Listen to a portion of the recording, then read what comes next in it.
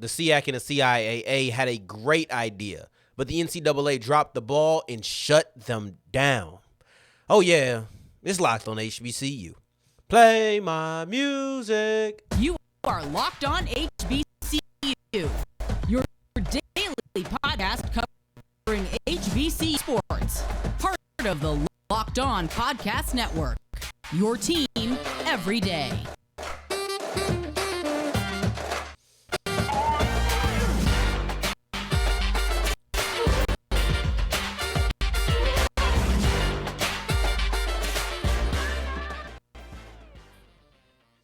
What's going on, family? Welcome back to another episode of the Locked on HBCU podcast, your number one daily one-stop shop for everything HBCU athletics, Monday through Friday, part of the Locked On Podcast Network, your team every day. And I, of course, am Darian Gray, a.k.a. the Mouth of the South, Texas Southern alum and former TSU Herald Sports editor. Thank you for going on this journey with me, making Locked on HBCU your first listen of the day every day. And remember, just because the mic cuts off does not mean that the journey is over. It just means it's time to follow me on Twitter at South Exclusives. Don't forget the S on the end. That is South Exclusives.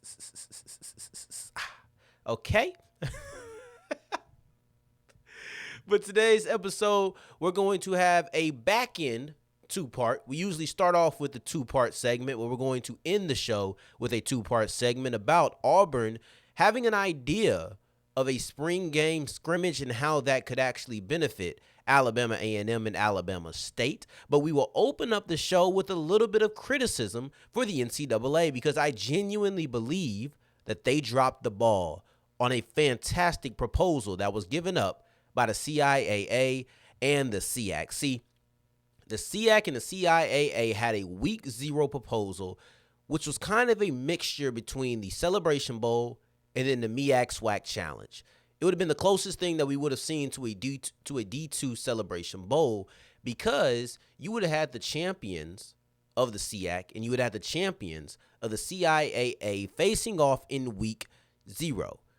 But unfortunately, that wasn't good enough for the NCAA, and you need a waiver to have a week zero game. No D2 team has ever, and I'm not just talking about the SIAC and the CIAA, no D2 team has ever had themselves a week zero game.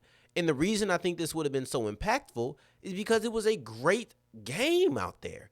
This was a great proposal that they had. This wasn't just any D2 team wanting to have a week zero matchup. This was essentially, once again, a mixture of the MEAC SWAC Challenge and the Celebration Bowl.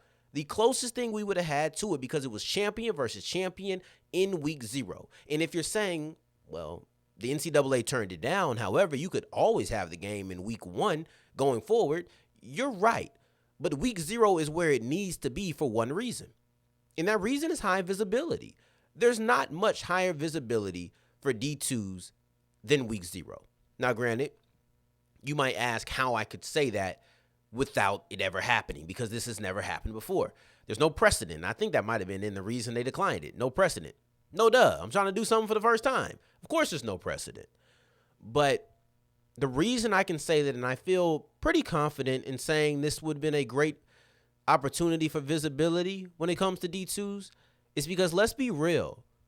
Division II football is not in most people's top three choices of things to do on a Saturday. It just isn't. You know, there's multiple FBS games. There's a couple of FCS games. And then you get to the D2. It might not be in people's top five on most weekends. That's okay. That's just realistic. You're going lower down the subdivisions. It's going to be less appealing to the masses. There's no insult in that. That's just a fact. But in week zero, there's only like 11 games from last year. I think that was the amount of games last year, 11 games. Now you have a lot less to sift through. There's a lot less opportunities to get lost in the shuffle. Because on a regular Saturday, week 1 through 12 or whatever, you're looking at D2 games as games that a lot of people aren't even checking the score on. But if it's just a couple of games on that week zero, now we have a different conversation brewing. Now we're no longer just talking about competing against an LSU versus a Tennessee or an LSU versus a of Florida State, because that was a game that was this weekend, or that was week 0 of this year. You're not competing against that. You're not competing against that at all. You would be, but you get what I'm saying. Like, most times you're not competing against a bunch of LSU versus Florida States. You're competing against one, maybe 2 of those type of games. It's just not many games for you to get lost in the shuffle, and that's the point. See, what disappoints me is the fact that I feel like they can't see the vision. And if they can't see the vision going forward, because there is still optimism that this deal could be, or this proposal could be accepted in 2024, but if they can't see the vision going forward, I would love if they decide to do this week 1. Or we're just going to get the CIAA and the SIAC champions together. See, I can't guarantee you great football. I never can do that. However, with the route that they're taking, you're doing the best thing you can to guarantee high-level D2 football. And if you're going to have it on a stage where everybody's there, you need that. See, the MEAC SWAC Challenge, they're not doing that. I understand that Bama State and Howard ended up being pretty good last year, but that was kind of a Rudy Poo game. Like, if in theory, that was a Rudy Poo game. Howard hadn't been good since 2018. Alabama State was going in with a first-year head coach. And I think that game actually might have been scheduled before the firing and all of those things.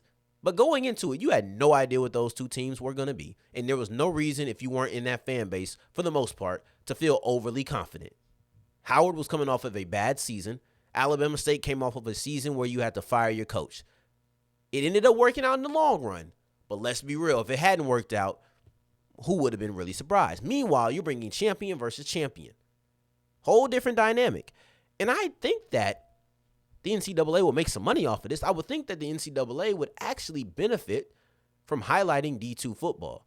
I'm not a business major. I went to school for radio, television, and film. Right? I got into school to do what I'm doing right now. I didn't come on here I didn't go to school to come out here and negotiate deals or know all of the business aspects. But I would assume that the promotion of all subdivisions would in some way help out the NCAA. That would be my assumption. And if I'm wrong, I'm wrong. Maybe they deemed that it just wasn't worth it. I don't know. But I truly believe that they dropped the ball on an opportunity to not only have D2 football increase their visibility, but then to do it with what should be high-level football. And that's the selling point to me. Not just football, but high-level football. And for that reason, the NCAA, you really dropped the ball. But I hope that you pick it up in 2024. Going forward, we're going to talk about other things that could be happening in 2024, and that's the opportunity for Alabama A&M and Alabama State to possibly scrimmage Auburn, maybe Bama, but Auburn in the upcoming spring games going forward year after year. And we'll dive into why that is such a fantastic idea as we continue with Locked On HBCU. Today's episode is brought to you by FanDuel, and FanDuel is the official sports book of the Locked On Podcast Network. And I love FanDuel because, just like me, FanDuel believes in second chances. I'm not the best person when it comes to odds and lines and putting money down. So I need something like the no sweat first bet. I need to have that cushion. I need to have that mattress to fall back on, that safety net of knowing that if I'm not successful in my first bet, I can get up to $1,000 in free bets. So I don't have to feel as self-conscious, like, I don't know if this is going to succeed. I don't have to be as nervous and as careful. Of course, I still want to make my money, but I know that if I happen to fail, FanDuel has my back. FanDuel is going to be there and tell me, all right, here goes a little extra money for you to try again. We're in the Eastern Conference and Western Conference Finals. I think that's a great opportunity to start betting. You have the Celtics versus the Heat. I don't know who to root for in there. I love Jimmy and I love JT. Then you have the Nuggets versus the Lakers. It doesn't really matter who wins in that for me, because I'll be rooting for the winner of the Eastern Conference Final. Either way, you should go ahead and be visiting FanDuel.com/lockedon to make every moment more. And as we continue rolling on today's episode of Locked On HBCU, I appreciate you for making us your first listen of the day. Every day on tomorrow's episode, we'll be diving into Alonzo Graham. And he did exactly what every single person in a tryout in the NFL camp is trying to do.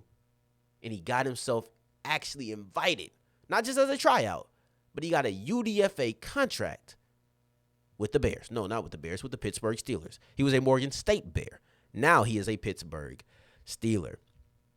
And spring game scrimmages will be fantastic for Alabama A&M and Alabama State. And that's something that Auburn head coach Hugh Freeze actually suggested. Not directly to the HBCUs, but he actually suggested that for his school.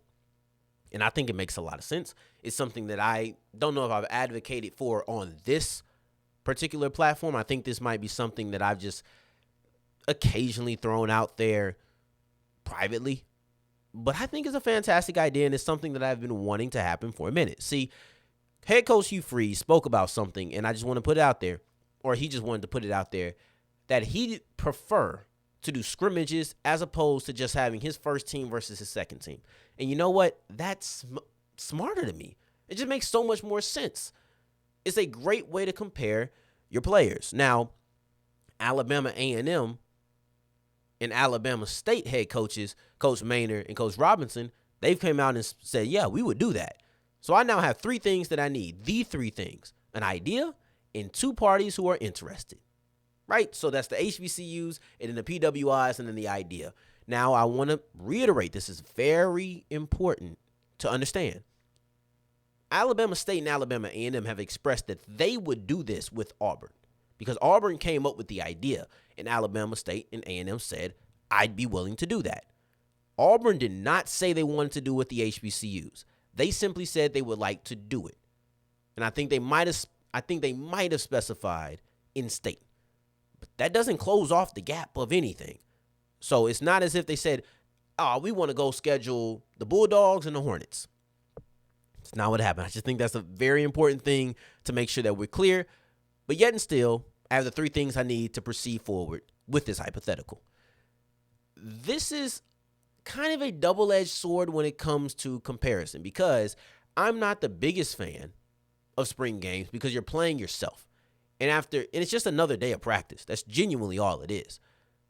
But after 16, 15 practices, you're kind of, I know what you're doing. I have a little bit too much familiarity with my opponent for my liking. Darian Gray, for Darian's liking. There's a little bit too much familiarity.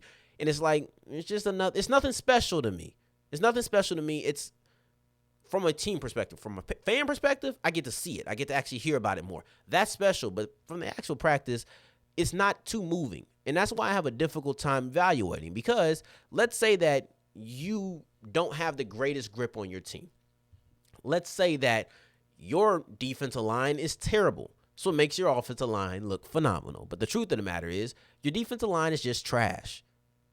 Okay. Now, if you go to schedule Auburn for a spring game, you can maybe, they have a good offensive line. I know they have a good offensive line, or at least they believe they do. So now, if my defensive line is winning, no, my defensive line is really good. It's not my offensive line. Or maybe they think they have a good defensive line, and now my offensive line is successful. It's an actual comparison. But the double-edged sword is we see what happens in these money games. And a lot of times it's not close. So how much comparison are you really getting? If you have a game like that where you're getting blown out, but you're not really taking score, how much comparison are you having? Now, I would hope that as a coach, you are able to see through all of that more than I, as a fan, am able to do. That would be my desire. That you're able to sit there and say, you know what? Yeah, we're getting dominated score-wise, but I'm able to look at my wide receiving core. I'm able to see my linebacking core. I'm able to study certain things about them that is okay. That is a strength of my team. We'll see if that's the case. We'll see if any of this even happens. But if it does go down and this does become a thing, we'll see if coaches are able to sift through kind of the trash. You have to find your way through the weeds, right? I'm trying to find the cliche that really fits there. But I did this in high school. Like in my high school, I think 2 years in a row, we went on to schedule Cedar Hill for a fall scrimmage. It wasn't a spring scrimmage, but it was a scrimmage nonetheless. And this isn't just a high school thing.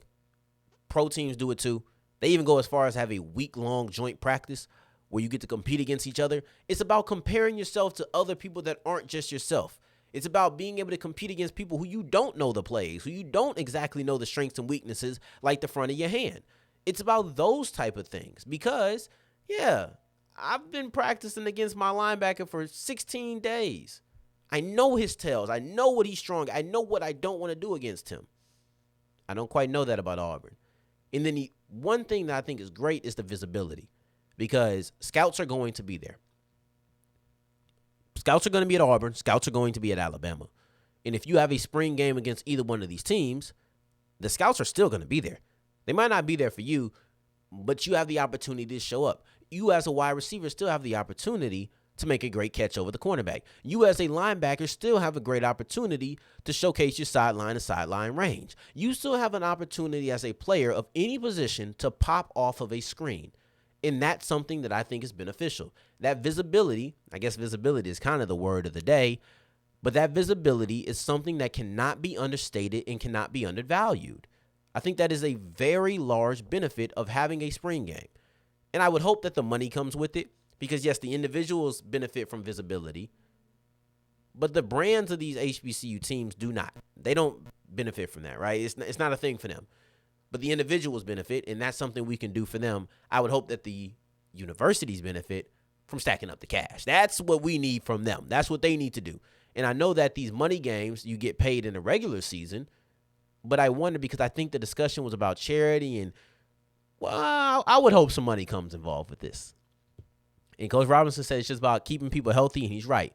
That's all that really matters. As long as you can keep people healthy and you can get in here, you can compete, the visibility is still health is number one. Then I would probably say comparing your team, and then I would say visibility for these individual players. So as far as the benefits go, comparison, so you actually know your team, strengths and weaknesses, things you need to work on outside of just your own personal bubble. But then visibility, because it gives these players an opportunity.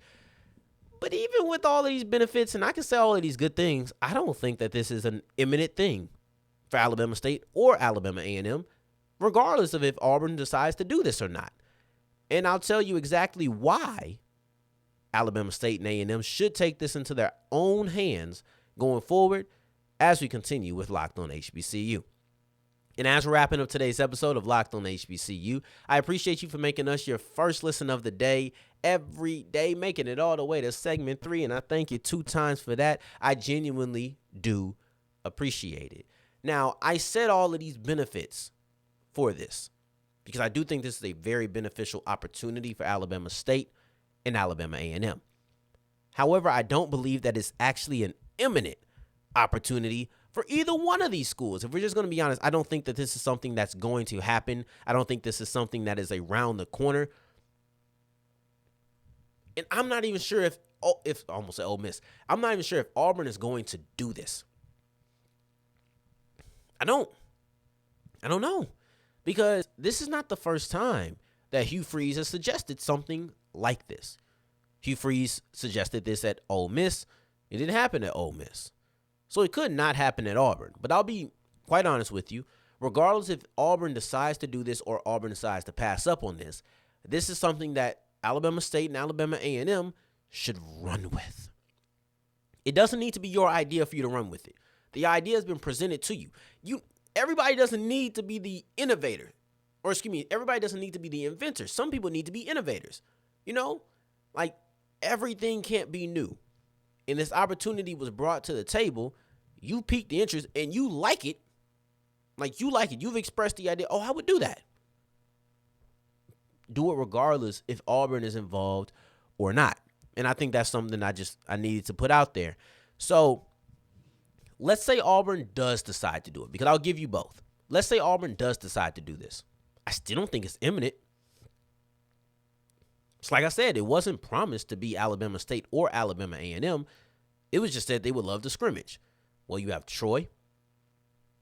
You have University of Alabama Birmingham.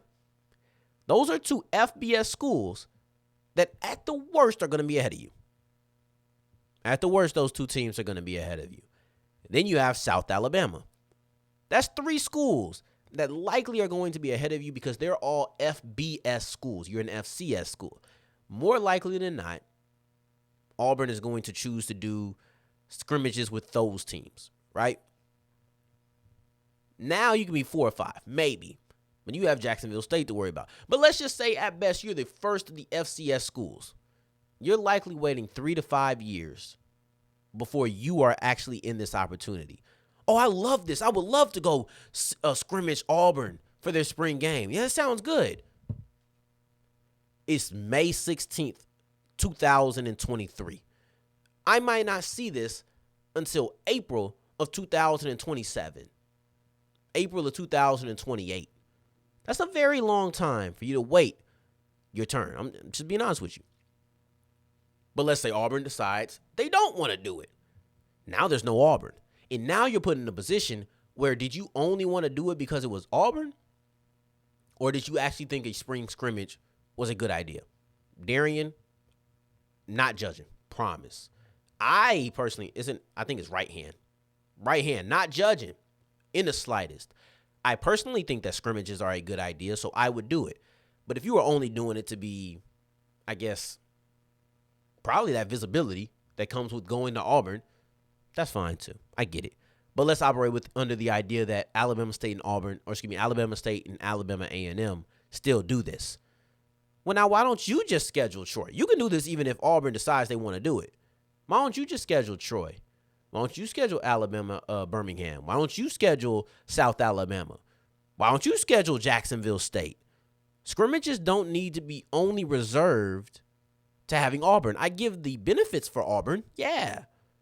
But it doesn't have to be Auburn. It can be any school. It can be any school. You can go to the D2 ranks if you want to.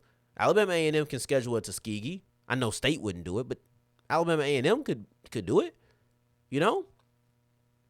Why limit yourself to only partnering with Auburn in this situation? Because I could even make an argument that all the schools that aren't Auburn, aren't Alabama, they would actually give you better comparisons and an easier evaluation for who you actually are as a team.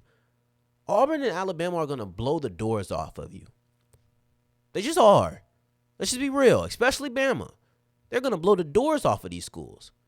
Meanwhile, a Troy, a UAB, a Tuskegee, a Jacksonville State, that wouldn't be the case. And you can actually evaluate who you are. I'm not saying you're going to come in and just dominate them, but you might actually get you don't have to be like, oh, I have to sift through this really terrible team experience and see these intangibles that are actually good. No, I can just sit there and say, oh, my defensive tackle had 4 tackles for a loss against Troy. This is a good player. Or he didn't have anything. We might need to improve on this position. I just think it's an easier evaluation. I think it's still great business, and I think it's still a great comparison tool. Doesn't have the visibility, no. But if we're just talking about the game of football, spring scrimmages are an excellent idea, and regardless if Auburn is involved or not, Alabama State and Alabama A&M should do it. Matter of fact, all HBCUs should do it. All schools should do it. Forget all this team 1 versus team 2. Forget all of this drafting stuff. It's cool. I enjoy it because I am a media personality. However, I truly believe that if we're talking comparison, the best way to do it is to scrimmage another team at some point. Even if it's just for a week within your spring practice or a couple of days within your spring practice, go scrimmage somebody and see who you really are. That's my spiel. And I appreciate you for making us your first listen of the day. Every day on tomorrow's episode, we'll be discussing how Alfonso Graham was able to turn a training camp invite, a mini camp invite into an UDFA contract, and now he will be with the Pittsburgh Steelers. And in the meantime, in between time, if you're looking for me, you can find me on Twitter @SouthExclusives. Until the next time that we hear each other, family, take care. Stay blessed.